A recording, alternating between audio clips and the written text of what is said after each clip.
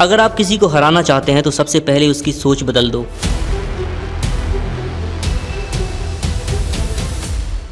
यही काम अंग्रेजों ने भारत में किया, लेकिन तलवार से नहीं बल्कि शिक्षा से, जिसका नाम था इंडियन एजुकेशन एक्ट।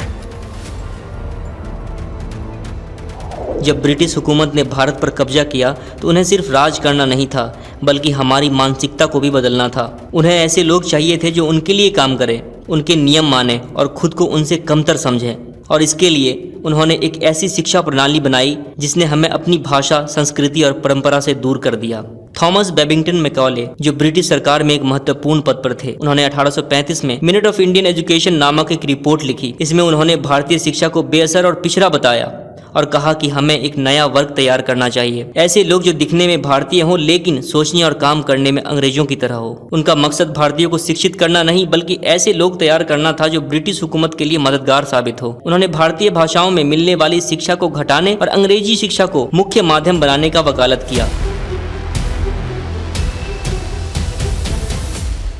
कैसे बदली भारतीय शिक्षा, गुरुकुल प्रणाली का कैसे हुआ पतन, आखिर कैसे अंग्रेजी बोलने वाले बन गए सबसे श्रेष्ठ, हमारी भाषाओं को कमतर बना दिया गया। पहले भारत में संस्कृत, अरबी और फारसी में शिक्षा दी जाती थी, मगर अंग्रेजों ने इन भाषाओं को पुराना और बेकार बताकर अंग्रेजी को आगे बढ़ाया। अब वही शिक्षित माना जाने लगा जो अंग्रेजी बोलता था। भारत में गुरुकुल और मदरसों की एक समृद्ध परंपरा थी, लेकिन अंग्रेजों ने इन संस्थानों को आर्थिक सहायता देना बंद कर दिया। धीरे धीरे ये संस्थान कमजोर होते गए और अंग्रेजी स्कूलों का बोलबाला हो गया। जो अंग्रेजी जानता उसे शिक्षित और आधुनिक माना गया, जो अपनी भाषा में पढ़ा लिखा होता था उसे पिछड़ा समझा गया। यही मानसिकता आज भी जिंदा है। आज भी अगर कोई अंग्रेजी नहीं बोलता है तो हम उसे कमतर समझते हैं। ये सब मैकॉले की शिक्षा नीति का ही असर है। क्या भारतीयों को मैकॉले की शिक्षा नीति से कोई फायदा हुआ? अगर देखा जाए तो कुछ सकारात्मक बदलाव हुए हैं। अंग्रेजी सीखने से भारतीयों को अंतर्राष्ट्रीय स्तर पर काम करने का मौका मिला। हमारी शिक्षा में विज्ञान, गणित और प्रशासनिक कौशल को बढ़ावा मिला। भारत में आधुनिक शिक्षा प्रणाली की नींव पड़ी। लेकिन सवाल यह है, क्या यह बदलाव जरूरी था हमारे लिए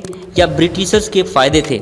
आज भी मैकॉले की छाया में हम जी रहे हैं। आज भी भारत में अंग्रेजी बोलने वाले को ज्यादा शिक्षित और समझदार माना जाता है। सरकारी नौकरियां, बड़ी बड़ी कंपनियां, उच्च शिक्षा में अंग्रेजी को प्राथमिकता दी जाती है।